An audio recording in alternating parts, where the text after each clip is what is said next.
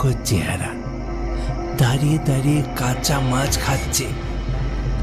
এবার বোঝা গেল এই ঝুড়ি থেকে মাছ খেয়ে নিচ্ছিল।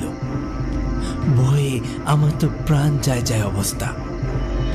ওরে বাবা রে, ও বাবা, বাঁচাও বাঁচাও। মাছ দে, মাছ দে, মাছ দে, আরো মাছ দে।